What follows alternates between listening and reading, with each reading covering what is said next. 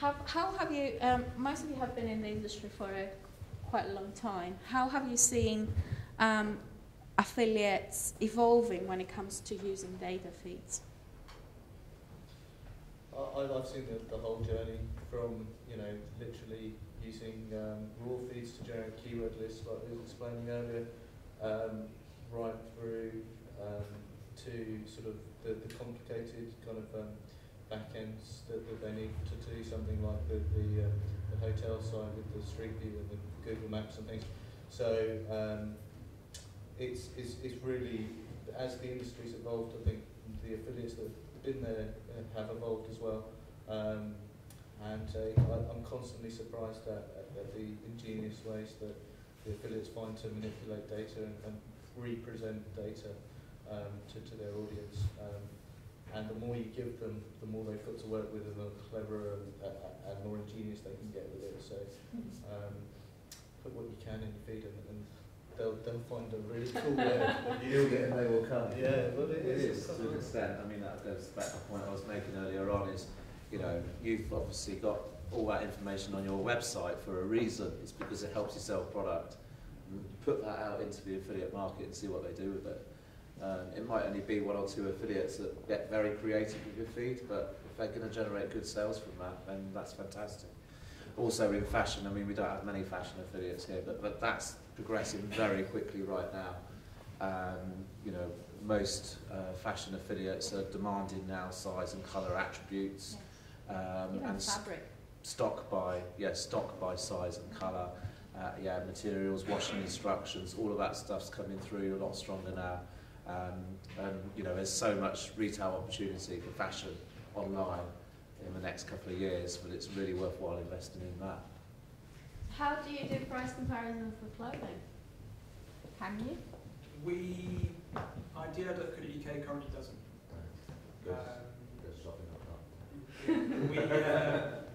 We do on our German site through a kind of open search system rather than listing them by product, where we have to spend a lot of time mapping by category and adding attributes to the items we get from the feeds. Okay.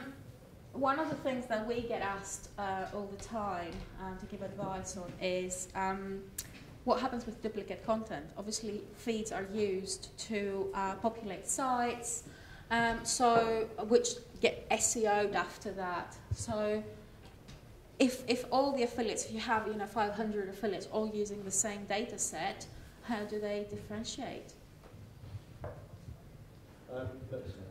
Well, if they just want to build a site that's just a load of product listings, how much value are they adding? That's the question you've got to ask. And Google's maybe slapped affiliates a little bit harder than it needed to. The whole rationale for the SEO rankings is to try and promote sites that add some value. And so what you shouldn't be doing is using product feeds necessarily, and that's it. That's all you do. I mean, even the dedicated CSE sites incorporate things like user reviews, merchant reviews, additional content.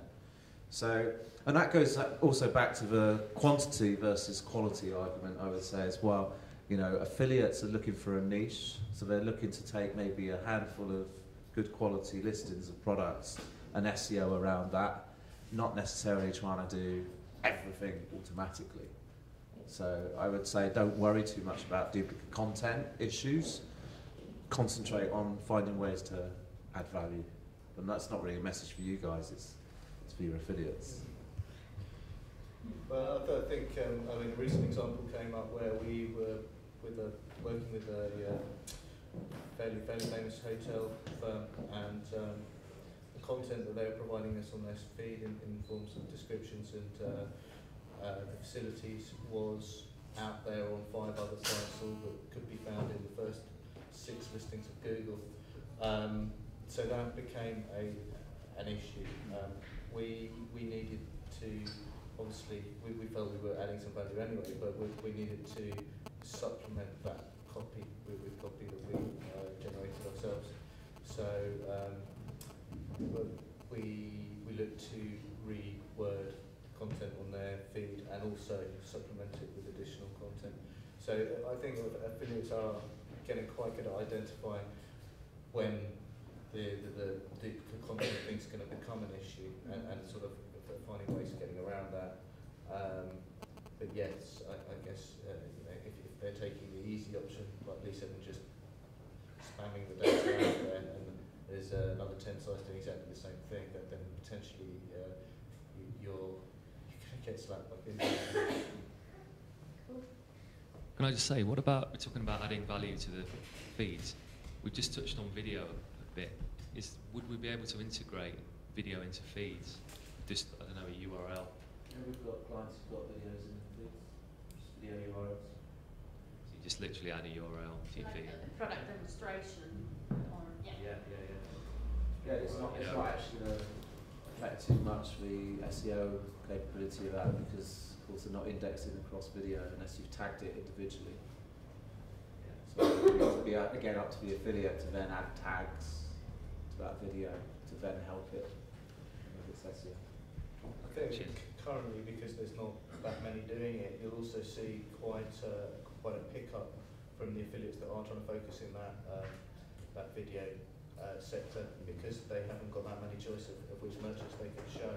If you've got video on your feed, you're going to get picked up pretty quickly by all the affiliates that are using that technology. So I like the idea of it. You could just add a completely different dimension. Somebody's writing a review about you, they can embed your video at the end. Yeah, those that are using the video content units are certainly seeing better traffic going through them. It is different. It is very slow on uptake. Affiliates haven't really grasped the idea of putting video on, although it is coming along a lot quicker at the moment.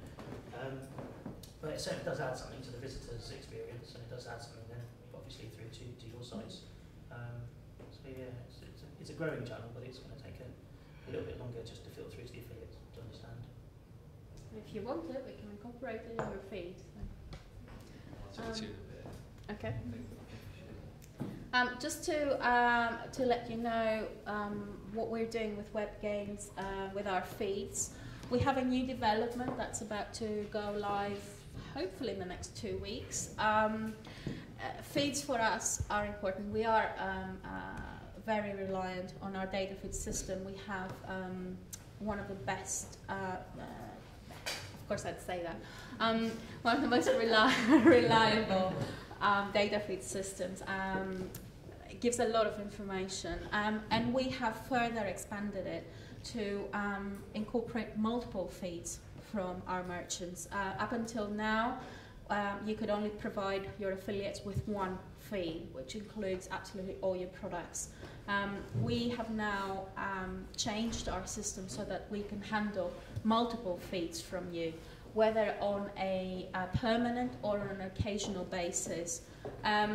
It is very frequent that merchants want to highlight specific products to their affiliates, so things like their best sellers, standalone feed you can now provide just with those products. Again, we can update it on a daily basis, so it'll always be up to date. I think that is absolutely fantastic. It's something I've worked with a couple of partners, HMV and stuff like that. They come up with a quick 10 products in a feed, one feed, and it just takes away that you were asking about automatic managed units earlier on. From our point of view, that's it, done for you.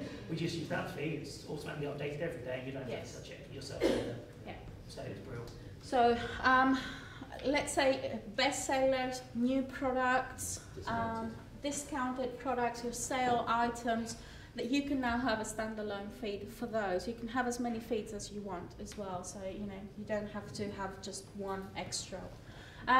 Occasional, seasonal ones, so your Christmas gifts, your Mother's Day gifts, any items you want to highlight for a particular occasion.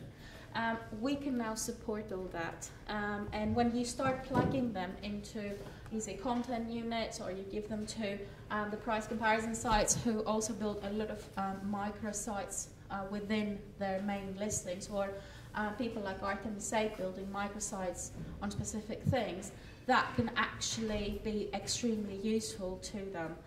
So keep it in mind. We will let you know. We're beta testing it at the moment. And we will send a merchant newsletter informing everyone. There'll be a lot of press releases that Shima will be doing. So we do strongly recommend that you take this up. It's something that most other, I think no other network actually provides multiple feeds. So you can really, really benefit from doing this, especially at this time of the year. I mean, you know, Christmas coming up. Yeah.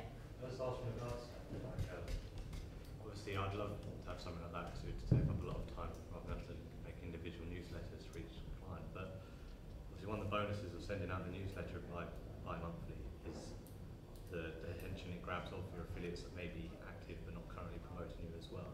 So by having those standalone feeds, will it be as well promoted in regards to, you know, this week's bestsellers at such and such company, and affiliates can see that and grab it, or will it just be somewhere in the feed? Will it still get the same amount of exposure as opposed to sending out newsletters? You mean for those merchants who provide additional feeds? If I was to put in a standalone feed for bestsellers, Yeah.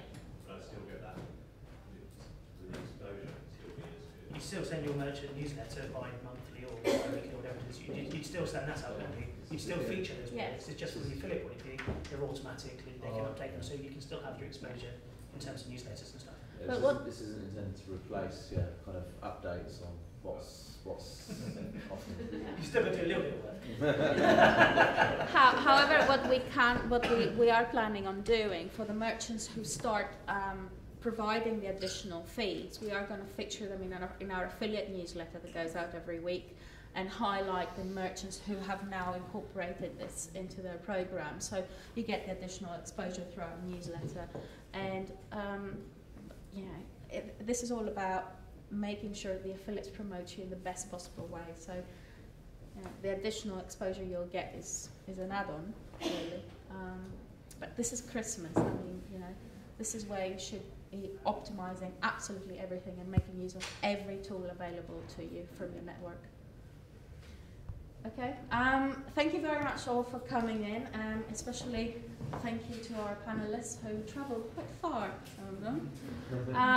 We will be having some more of these sessions. Hope you found it useful. We will be letting you know of future ones. So thank you all very much, and hope to see you soon.